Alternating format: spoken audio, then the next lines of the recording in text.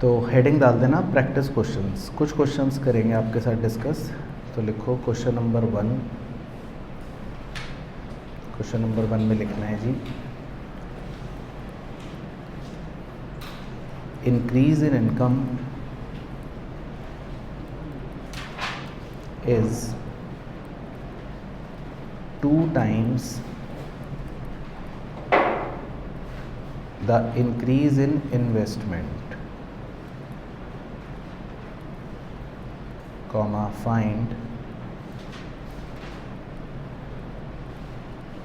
slope of savings curve।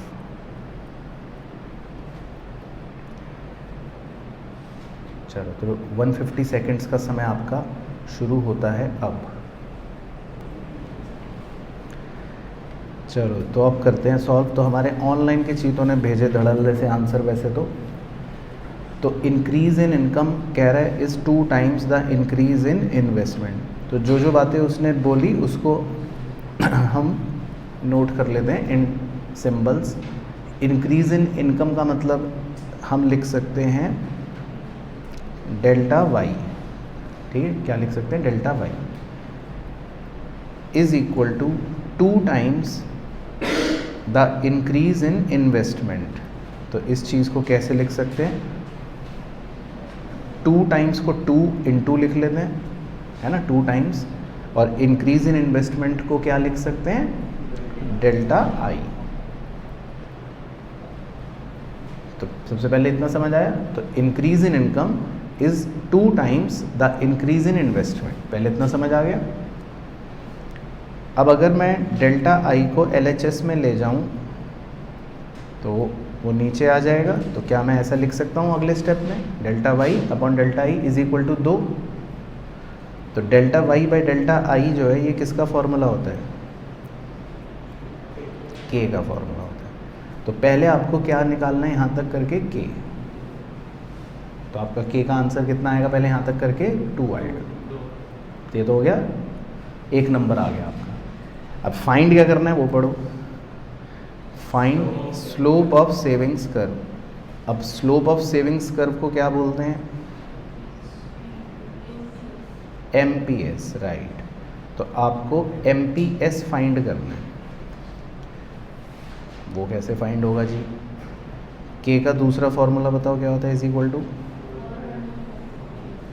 1 upon MPS, है ना। के का फॉर्मूला दूसरा क्या होता है, 1 अपॉन MPS। तो के की जगह आप 2 पुट कर लो और MPS अब आपका इजीली फाइंड हो जाएगा। तो MPS कितना आ जाएगा, 0.5। तो इसमें MPS का आंसर आ जाएगा 0.5, ठीक है। तो लिख लेना इसमें फेल, ठीक है, F बना लो। तो क्लियर हो गया जी, ठीक है। तो काव्या दीदी ओके। चलो क्वेश्चन नंबर 2, क्वेश्चन नंबर 2 में लिखते हैं जी, in the multiplier process, in the multiplier process, comma, initial change in consumption, initial change in consumption is 1250 and MPS is equals to 0.75. Find total increase in income।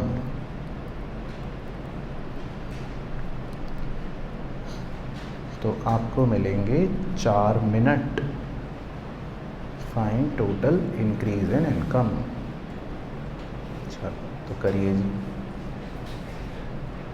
चलो तो मुझे ऐसा लग रहा है कि सभी जनता का गलत हो सकता है, बाकी देखते हैं एक बार क्या क्या दिया है, पहले वो बता देता हूँ। उसने दिया है इन the multiplier process initial change in consumption. तो पहले मैं मल्टीप्लायर प्रोसेस थोड़ा सा याद दिलवा देता हूँ, बस आप सुन लेना। मल्टीप्लायर प्रोसेस कुछ ऐसा आपको बताया था कि भाई कि इकोनॉमी के अंदर कोई आदमी सबसे पहले इनिशियली इन्वेस्ट करता है ना, राउंड 1। जो वो इन्वेस्ट करता है वो किसी और की इनकम बन जाती है। उस इनकम में से फिर कुछ खर्च करता है वो आदमी और कुछ सेव करता है वो आदमी। ऐसे याद है आपको एक स्टोरी सुनाई थी? अगर ये मल्टीप्लायर प्रोसेस आपके दिमाग में पहले आया थोड़ा थोड़ा, तो वो कह रहा है इनिशियल चेंज इन कंजम्पशन। बताओ ये क्या है? Initial change in consumption is 1250। ये क्या दे रखा है जी? Delta C. तो इसका मतलब है ये आपको क्या दे रखा है? Delta C, initial change in consumption. तो जो इनिशियल राउंड में कंजम्पशन है वो आपको ये गिवन है 1250। ठीक है, वो आपको क्या गिवन है? 1250। पहले इतना ओके हो गया। एंड फिर आगे दे रखे हैं एंड MPS इज 0.75। तो MPS जो है उसका फार्मूला सुनाइए जी। Delta S by delta Y, यही होता है। ठीक है, अब अगर MPS 0.75 है तो प्रॉपर्टी जिनको पता है वो बताएं, MPC कितना है? 0.25। तो ये सबको याद है ना, क्योंकि दोनों का सम 1 होता है। ओके, अब हमारे को उसने इनिशियल क्या दे रखा है? डेल्टा चेंज इन कंजम्पशन दे रखा है। अब MPC का फॉर्मूला है delta C upon delta Y. तो अगर मैं MPC का फॉर्मूला लिख लूँ delta C upon delta Y is equal to 0.25। तो यहाँ तक आप संतुष्ट हैं सब बच्चे? कोई दिक्कत तो नहीं? ठीक है, अब डेल्टा C की वैल्यू मेरे पास कितनी गिवन है? 1250। वो पुट कर दी। तो पहले आपको ये निकालना है जी कि इनिशियल राउंड में मतलब डेल्टा वाई कितना होगा? 5000 आ रहा है सॉल्व करके। तो लिख देता हूँ डेल्टा वाई आ रहा है 1250 बटे 0.25, तो 5000 आ रहा है। तो भाई सबकी सहमति है? ठीक है, तो इसका मतलब डेल्टा वाई में मैं लिख सकता हूँ कि हमारा इनिशियल राउंड में डेल्टा वाई में ये आ रहा है 5000। यही आ रहा है 5000 डेल्टा वाई इनिशियल राउंड का, इसका मतलब। ठीक है, अब इनिशियल राउंड में अगर डेल्टा वाई 5000 आ रहा है, ठीक है, ये यहाँ तक ओके है, तो आपने ताली बजा दी, आंसर आ गया। यही आंसर बता रहे थे आप? तो क्या उसने डेल्टा वाई पूछा है? नहीं, उसने क्या पूछा? आप क्वेश्चन पढ़ो ध्यान से। मल्टीप्लायर प्रोसेस इसीलिए तो याद होना चाहिए। Find total increase in income. अब टोटल इंक्रीज इन इनकम का मतलब है क्या भाई? ये तो अभी इनिशियल राउंड है, फिर राउंड 2 होगा, राउंड 3 होगा, राउंड 4 होंगे, तो चलते रहेंगे सदाबहार तक। और फिर जब वो सदाबहार तक चलने के बाद जो टोटल आएगा इनकम का, वो जो आएगा वो पूछ रहा है क्वेश्चन। तो पहले आप क्वेश्चन समझिए, क्वेश्चन क्या पूछ रहे हैं। तो ये 5000 निकलवाना होता तो मैं अपनी सोसाइटी में नर्सरी के बच्चों से निकलवा लेता, है ना। तो वो बच्चे खेलते हैं इन सब चीज़ों के साथ। तो आपको ये नहीं निकालना डेल्टा वाई, तो चलो निकाल भी लिया, वो तो एक पार्ट निकला है। आपको क्वेश्चन ने क्या पूछा? टोटल इंक्रीज इन इनकम, कि भैया इनकम जो बढ़ेगी वो टोटलिटी में कितनी बढ़ेगी। ठीक है, तो अब चलो यहाँ पे छोड़ रहा हूँ आपको, दोबारा दिमाग लगाओ 2 मिनट और फिर बताना। चलो, तो अब ध्यान से समझना, देखो हर क्वेश्चन इंपॉर्टेंट है। चलो बातें नहीं, अब देखो जी, अब हमको ये तो चलो पता चल गया कि सर हमको ये निकालना है कि भाई टोटल क्या है इंक्रीज इन इनकम, है ना। तो वो तो क्वेश्चन मार्क है। अब इसमें 2 बातें हैं। सबसे पहली बात ये कि अगर आपको मल्टीप्लायर प्रोसेस का वो याद होना चाहिए, क्या थी कहानी। इनिशियल राउंड में याद करो, मतलब जो इनिशियल राउंड होता है उसके बारे में याद करो। इनिशियल राउंड में क्या बताया था? सबसे पहले क्या होता है कि जितना पैसा हम इन्वेस्ट करते हैं एग्जैक्टली वही सेम अमाउंट किसी की इनकम बनती है। यही होता है इनिशियल राउंड में, कि जितना भी हम इन्वेस्ट करते हैं उतना ही किसी और की क्या बन जाती है? इनकम बन जाती है। तो अगर इनिशियल राउंड में इनकम 5000 बनी हुई है किसी की, तो इसका मतलब इन्वेस्ट भी कितना हुआ होगा? पहले आपको ये फिगर पता चलनी है कि इसका मतलब इन्वेस्ट भी कितना हुआ होगा, 5000। पहले इतनी कहानी ओके हो गई, यहाँ तक सबको समझ आया? ठीक है। तो जब आपको मल्टीप्लायर प्रोसेस सिखाया भी था, आप चाहो तो उस टेबल को भी रेफर कर सकते हो, तो आपको बताया था कि इन्वेस्टमेंट तो खाली एक ही बार होती है। तो इन्वेस्टमेंट जो है उसका टोटल तो मुझे पता है कि उसका टोटल तो क्या आना है, 5000 आना है। ये तो हमें पता ही है कि इन्वेस्टमेंट तो एक ही बार की जाती है, उसके बाद तो वो होती नहीं है, वो तो फिर डैश ही रहती है। तो उसका तो टोटल हमें पता है कितना आएगा, 5000 आएगा। पहले यहाँ तक ओके हो गया। अब आते हैं हम मेन फॉर्मूले के एप्लीकेशन पर, यानी के फॉर्मूले पर। तो के का फॉर्मूला क्या होता है? के का फॉर्मूला कि जो भी हमारे इनकम में चेंज आया, मतलब ये जो येलो कलर का टोटल हम फाइंड आउट कर रहे हैं, है ना, जो भी चेंज इन हमारा इनकम आया, इसको किससे डिवाइड करते हैं? चेंज इन इन्वेस्टमेंट से। और इन्वेस्टमेंट में कितना चेंज है? 5000। वो हमें पता है, यही फॉर्मूला होता है ना के का। आप चेक कर लो अपने जो आपको टेबल सिखाई थी मल्टीप्लायर प्रोसेस की, उसमें मुझे फिगर्स भी याद हैं कि उसमें कुछ ऐसी थी 50,000 या 5,000 थी, और इन्वेस्टमेंट 1,000 थी। यही था ना, टोटल 10,000 थी। तो के का यही फॉर्मूला होता है। तो हमें न्यूमरेटर में क्या लिखना है? जितना भी इनकम में चेंज आया। और डिनोमिनेटर में क्या लिखना है? जितना भी इन्वेस्टमेंट में चेंज आया। पहले यहाँ तक क्लियर हो गया? लेकिन अभी भी कैसे निकलेगी येलो फिगर? अभी भी हमारे पास तो येलो फिगर निकालने के लिए अब हमको क्या चाहिए? के चाहिए। या आप निकाल सकते हो, ये येलो मिसिंग निकल जाएगा ऐसे, अभी तो नहीं निकलेगा। अब के कैसे पता चलेगा जी?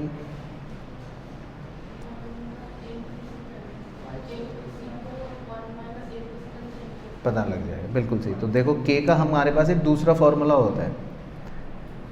हमारे पास MPS दे रखा है हमको 0.75। तो के का दूसरा फॉर्मूला याद है आपको? 1/MPS। तो MPS आपको दे रखा है 0.75। तो अगर आप इसको सॉल्व कर लोगे तो आपका के का आंसर आ जाएगा। तो के को मैं लिख देता हूँ 3/4। नहीं, 3/4 ही आएगा, नहीं सॉरी 4/3। मतलब ऊपर 2 ज़ीरो लगा दिए ना, और नीचे से 1 ज़ीरो हटा दिया, तो 100/75 बन गया। 100/75 को 25 के पहाड़े से काट दिया, तो के बन जाएगा 4/3। ठीक है हीरो? अरे वो जो भी आएगा, पहले के निकला, 4/3 लिखा, यहाँ तक समझ आई स्टोरी? अब आप के की जगह 4/3 पुट कर दो, और जो मिसिंग वैल्यू है जो आपको निकालना है, वो अब आप निकाल पाओगे। यानी जो वो पूछ रहा है ना कि हमारे इनकम में टोटल इंक्रीज़ कितना आया, वो अब आप निकाल पाओगे। तो आपकी इनकम में जो टोटल इंक्रीज़ आया, अब क्रॉस मल्टीप्लाई कर लो, 4/3 इंटू 5000 ऊपर चला गया, तो ये आएगा जी 6666.666666 इन्फिनिटी तक। तो हमारे ऑनलाइन के चीतों का कुछ का आंसर सही था, 6666 है ना, यही आ रहा था ना? हाँ वो तो मैथ्स हो गया, लेकिन हाँ, लेकिन आंसर सेम ही आएगा। तो पहले हमने के निकाल लिया, और के फॉर्मूले के दूसरे पार्ट में इधर पुट कर दिया, तो फिर हमको पता लग जाएगा कि टोटल इंक्रीज इन इनकम यानी डेल्टा वाई जो है वो 6666 आएगा। ठीक है, समझ आ गया क्वेश्चन? चलो तो इसमें लिख लो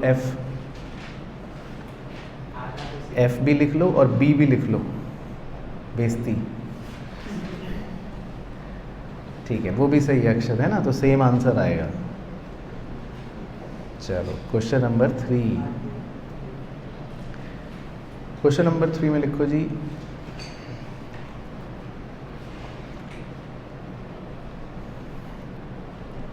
MPC is double the MPS, find K। 80 seconds मिलेंगे बस, करो। तो लिखो सॉल्यूशन, सही बताया है और हमारे ऑनलाइन के चीतों ने, और रिया मैडम का भी सही है। तो सिंपल इंग्लिश लिख रहा है MPC is double the MPS, तो ऐसे लिख लो MPC is equal to 2 MPS, है ना। अब हमें एक प्रॉपर्टी पता है इन दोनों के बीच कि एमपीसी प्लस एमपीएस किसके बराबर होता है, 1 के। ये पता है ना प्रॉपर्टी, ये याद है, एमपीसी प्लस एमपीएस किसके बराबर है, 1 के। तो अब देखो मैं अगले स्टेप में एमपीसी को रिप्लेस कर दूंगा, क्योंकि एमपीसी ऊपर के स्टेप में हमने लिख रखा है कि एमपीसी किसके बराबर होता है, डबल द एमपीएस के। तो मैं एमपीसी की जगह 2 MPS लिख दूं, रिप्लेस कर दूं, प्लस एमपीएस तो एज इट इज़ है इक्वल टू 1। तो पहले इतना ओके हो गया, तो 3 MPS इज इक्वल टू 1। तो एमपीएस कितना आ गया, 1/3। पहले यहाँ तक, पहले बता दो यहाँ तक ओके, यहाँ तक क्लियर है। तो एमपीएस कितना आ जाएगा, 1/3। अब थप्पड़ लगाना गाल पे अपने। अब के का फॉर्मूला है 1/MPS, तो 1/1/3। तो 3 ऊपर पहुँच जाएगा, 1 नीचे ही रह जाएगा। तो के का आंसर कितना हो जाएगा, 3। तो बस, तो के का आंसर आ गया 3। ठीक है, तो लिख लो F। तो क्लियर हो गया जी, समझ आया। चलो क्वेश्चन नंबर 4।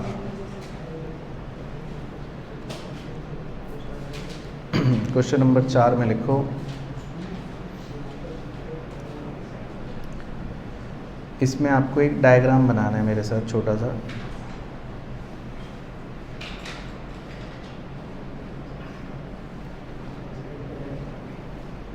लिखो number 1, identify the curve. Number 2, what will happen if C bar decreases, or third, what will happen if B increases? What will happen if C bar decreases, और what will happen if B increases? और पहला तो है identify the curve, वो तो notes में से चेप चूप के देख बताई दोगे। तो आइडेंटिफाई द कर्व बताओ जी।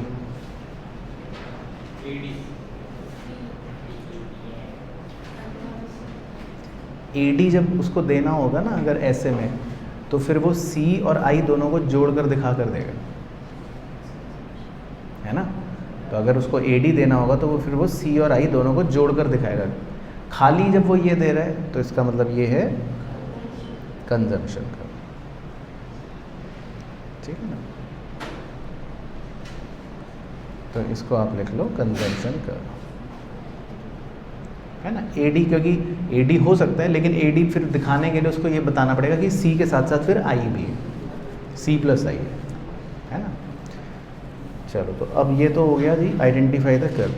तो अब 2 केसेस हैं जिसमें आपको बताना है कि भैया व्हाट विल हैपन, है ना। तो अब आपको अपने आप दिमाग लगाना है, जो मैं 4 मिनट बाद आपको बताऊंगा मैं तो, कि इफ़ C बार डिक्रीजेस तो क्या होगा और इफ़ B इंक्रीजेस तो क्या होगा, ठीक है जी। तो आपको 4 मिनट मिलते हैं, 2 डायग्राम बना कर फिर मुझे बताना, दिखाना क्या होगा। आइए जी, तो पहले ही बताओ सेकंड केस में what will happen if C बार जो है अगर वो डिक्रीज़ हो जाएगा तो क्या होगा।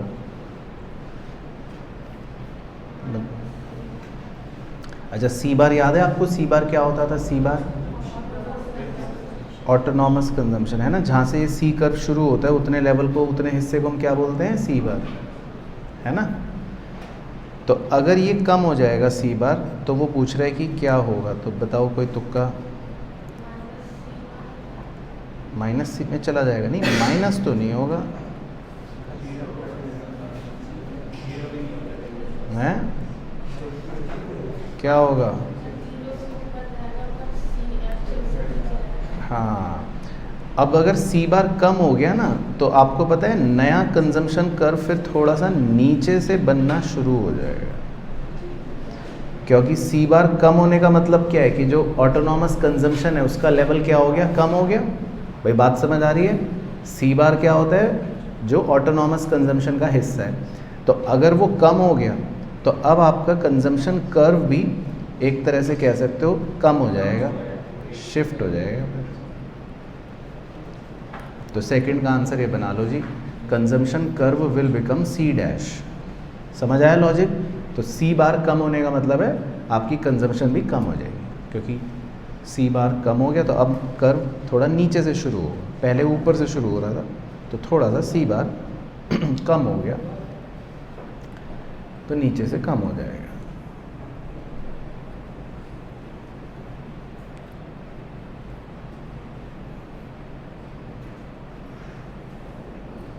तो यही तो सिखा रहा हूँ अक्षत बाबू, इसीलिए तो ये क्वेश्चन करवा रहा हूँ। कह रहा सर हमें कैसे पता चलेगा कि इसमें ग्राफ बनाना है? तो इसीलिए सिखा रहा हूँ आपको कि एग्ज़ाम में क्वेश्चन आएगा ना कि क्या होगा, तो आपको ग्राफ बनाना पड़ेगा इसमें, क्योंकि इसके ग्राफिकल इफ़ेक्ट्स हैं दोनों के। अब ऐसे ही तीसरे में केस में उसमें बताओ, what will happen if B increases? तो मारो तुक्के, ये तो आपकी पहुंच से बाहर ही लग रहा है मुझे। बी वैसे होता क्या? अच्छा, MPC, वेरी गुड, शाबाश। और फिर उसका दूसरा वाला नाम बताओ। MPC तो स्लोप ऑफ कंजम्पशन का, वेरी गुड।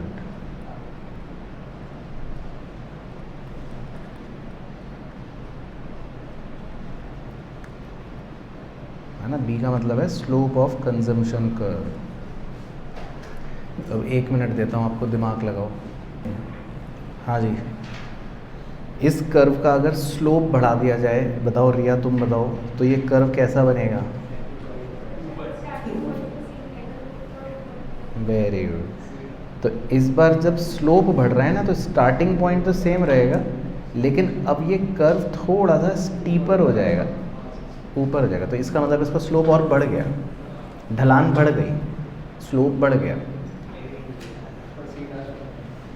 है ना। तो इसको भी मतलब अंग्रेजी तो वही लिख लेते हैं कि consumption curve will become C dash,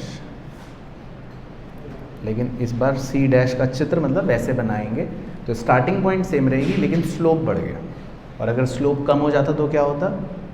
तो नीचे कर देते, है ना। वो अब एग्ज़ाम में आएगा तो कर लोगे अपने आप, समझ गए ना। तो ये स्लोप से जब खेलते हैं तो कर्व यूँ यूँ ऊपर नीचे जाएगा, और सी बार अगर बढ़ता घटता है तो फिर पूरा शिफ्ट हो जाएगा। चलो, तो इसमें भी लिख लो एफ। एफ के तो पहुंच से ही परे था। उसके बाद question 5,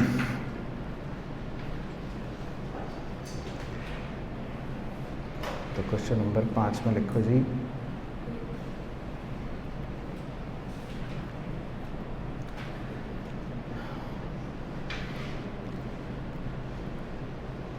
wages and salaries 250, MPC 0.75,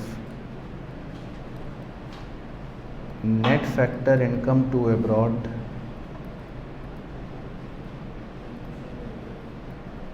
-100, rent, interest and profit 350, autonomous consumption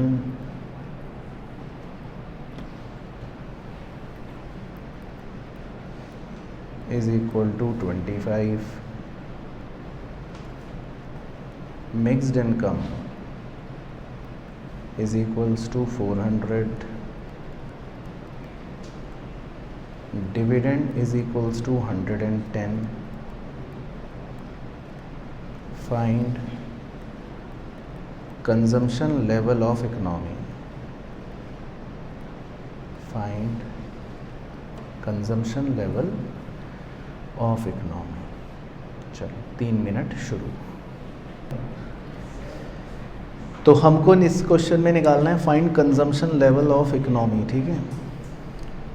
तो कंजम्पशन लेवल मतलब हो गया हमको निकालना है सी। तो सी का फॉर्मूला क्या है? सी बार प्लस बी वाई।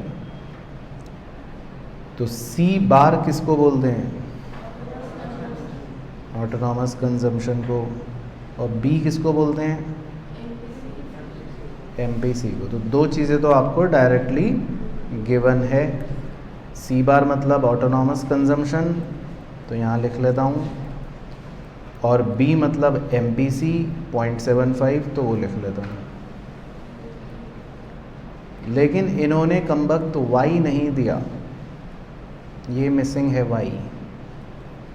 अगर वाई भी दे देते तो मैं आंसर निकाल लेता। तो अब वाई तो दिया ही नहीं है, तो अब हम क्या करें? मैं तो फंस गया, वाई तो दिया ही नहीं है। तो वाई का क्या मतलब है? वाई का तो आपको इस चैप्टर में बताया था ना कीन्स की कहानी में कि वाई मतलब वैसे तो एएस ही होता है, और कीन्स भाई ने कहा भी था कि एएस मतलब एक तरह से नेशनल इनकम, और नेशनल इनकम मतलब एनएनपीएफसी। नेशनल इनकम मतलब एनएनपीएफसी। तो अब आप तो एनएनपीएफसी निकालने में पुराने चैम्प हो। इन सब बातों को देख के एनएनपीएफसी तो निकाल ही सकते हो। कौन सा मेथड लगाओगे इन सब बातों को देखकर? इनकम मेथड, है ना। चलो तो इनकम मेथड लगाते हैं, और इनकम मेथड से एनएनपीएफसी निकालते हैं। तो इनकम मेथड सुनाओ फार्मूला।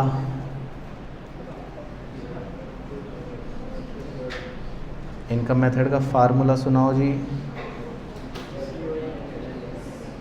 एलएचएस में क्या आता है? एनडीपीएफसी, और क्या क्या चीज़ें जोड़ते हैं? ठीक है, COE plus operating surplus plus mixed income. अब आओ ढूंढ के आते हैं। तो सीओई क्या दे रखा है? सीओई बोले तो वेजेस एंड सैलरीज। सीओई का मतलब क्या है? कॉम्पनसेशन ऑफ एम्प्लॉय, मतलब वेजेस एंड सैलरीज। तो लिखो 250। ऑपरेटिंग सरप्लस में क्या क्या आता था? रेंट, इंटरेस्ट और प्रॉफिट। तो रेंट, इंटरेस्ट और प्रॉफिट आपको कितना दे रखा है जी? 350। अब कुछ बच्चों ने बुद्धि लगाई, डिविडेंड भी लिखा। डिविडेंड किसका पार्ट होता है? प्रॉफिट का। तो ये आपको सिर्फ पागल बनाने के लिए दिया गया है। डिविडेंड तो किसका पार्ट होता है? ऑलरेडी प्रॉफिट का, है ना। तो हमको सिर्फ रेंट, इंटरेस्ट और प्रॉफिट जो दे रखा है 350, वही लिखना है।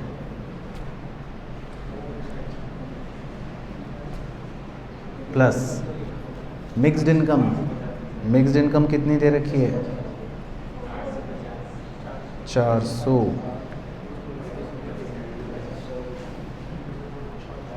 तो एनडीपीएफसी पहले बताओ कितना आ गया? 600 और 400, 1000। ठीक है। अब एनएनपीएफसी का formula, NDPFC plus net factor income from abroad.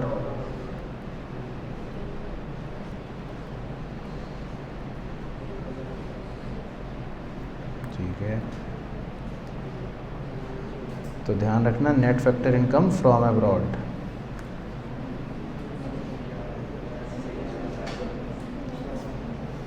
तो net factor income from abroad की बजाय मैंने आपको दे रखा है net factor income to abroad.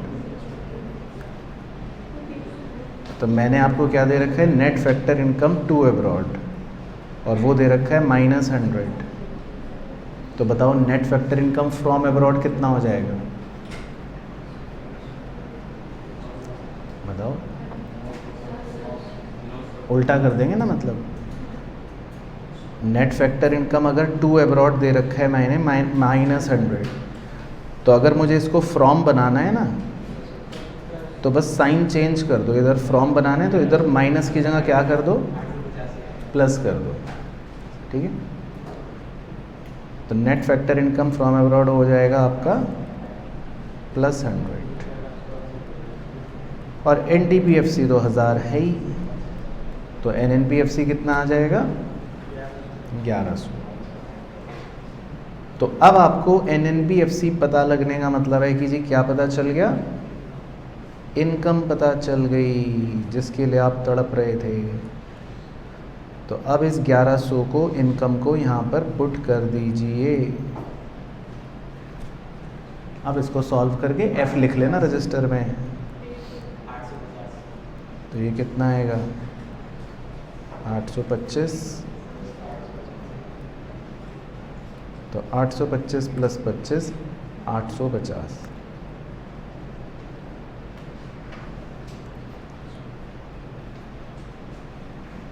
लिखो F। तुम्हारी पहुंच से, तुमसे 2 जमा 2 नहीं होते, तुम करोगे। चलो, तो समझ आया ये वाला भी। चलो, अब एक क्वेश्चन और कर दो बस। क्वेश्चन नंबर 6, लास्ट क्वेश्चन, फिर छुट्टी उन बच्चों की जिनका होमवर्क कंप्लीट है।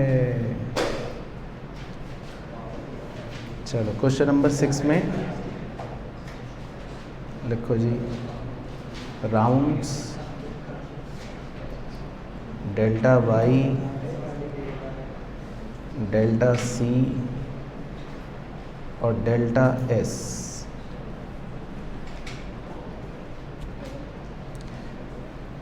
राउंड्स में है इनिशियल,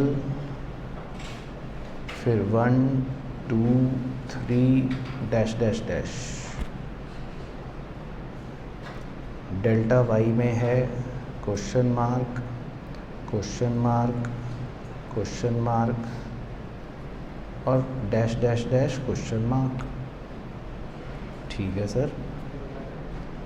डेल्टा सी में क्वेश्चन मार्क, उसके बाद ये ऐसे लिख देता हूँ, इनिशियल 2 3 4, उसके बाद 640, फिर question mark question mark question mark, और डेल्टा इसमें इनिशियल में है 200, फिर question mark question mark question mark. Complete the table. Oh my God. if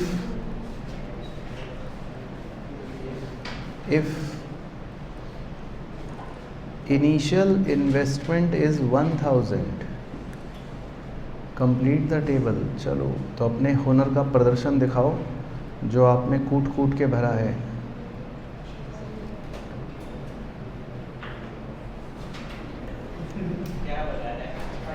चलो, तो कर लेते हैं सॉल्व। तो इनिशियल इन्वेस्टमेंट उसने दे रखी है, ठीक है। चलो आओ, तो देखो जी, इनिशियल इन्वेस्टमेंट का मतलब होता है एक तरह से कि जो हमने इन्वेस्ट करा है ना, वो 1000 रुपये दे रखा है। तो आपका इसका मतलब जो इनिशियल इन्वेस्टमेंट होता है, डेल्टा आई, इधर बना देता हूँ कॉलम, वो 1000 रुपये है। अब मज़ेदार बात ये है कि इन्वेस्टमेंट तो 1000 ही रहेगी, एक ही बार होती है वो, तो है ना। अच्छा, जो इन्वेस्ट करते हैं वही इनिशियल राउंड में क्या बनती है, इनकम बनती है। तो आपको डेल्टा वाई सबसे पहले ऐसे पता चल जाएगा कि अगर इनिशियल इन्वेस्टमेंट 1000 है तो इनिशियल इनकम भी कितनी होगी, 1000। तो ये सही है, पहले ओके है ये, इसमें तो कोई दिक्कत नहीं किसी को, ठीक है। अब अगर ये 1000 है और डेल्टा सी खाली दे रखा है लेकिन डेल्टा एस 200 दे रखा है, तो ये मिसिंग वैल्यू कितनी बन गई? 800। क्योंकि अगर किसी की इनकम है 1000, 200 रुपये वो सेव कर रहा है और 800 रुपये इसका मतलब फिर वो क्या कर रहा है? खर्च कर रहा है, खर्च कर रहा है। तो ये क्लियर हो गया यहाँ तक, इसमें तो कोई डाउट नहीं है। ठीक है, अब क्या करें? ठीक है, अब 800 जो खर्च करते हैं वो अगले राउंड में क्या बन जाती है? किसी और की इनकम बन जाती है। यही था इस प्रोसेस, कोई गलत तो नहीं है। तो किसी और की इनकम बन गई 800 और अब 640 हमें कंजम्पशन डेल्टा सी दे रखा है, तो क्या आप डेल्टा एस बता सकते हो? 160। वेरी गुड, है ना? तो बस आपको इतने ही निकालने की ज़रूरत है, बाकी तो निकालने की ज़रूरत नहीं। अब हमको टोटल चाहिए बस। अब वो कैसे आएगा? कैसे? हाँ, तो देखो आप कैसे निकाल सकते हो। आपके पास किसी भी लेवल पर आप डेल्टा एस और किसी भी लेवल का डेल्टा वाई ले लो। जैसे जो इनिशियल लेवल है उस पर डेल्टा एस कितना है? 200 और डेल्टा वाई कितना है? 1000 इनिशियल लेवल पर। तो delta S by delta Y किसका फॉर्मूला होता है? MPS का। तो ये कितना आ जाएगा? 2/10। तो 2/10 मतलब 0.2 लिख दूँ? तो पहले आप बताओ जी। ओके, ये क्लियर है? तो जब आपके पास MPS है तो अब आप इससे K का पता लगा सकते हैं। K का फॉर्मूला होता है 1/MPS। तो K कितना आ जाएगा? 1/0.2 करो सॉल्व, कितना आ जाएगा K? 5। तो अब आप सीधा ये पता लगा सकते हो, इससे K से ये पता लग जाता है कि हमारा इन्वेस्टमेंट कितने गुना हो रहा है? 5 गुना हो रहा है। इसका मतलब है मल्टीप्लायर हमारा 5 टाइम्स है। तो हम जितना भी इन्वेस्ट करेंगे हमारी इनकम कितने गुना हो जाएगी? 5 गुना हो जाएगी। तो अगर हमने 1000 इन्वेस्ट करा है तो मुझे इससे ये पता चल जाएगा कि मेरी इनकम जो है वो कितनी हो जाएगी?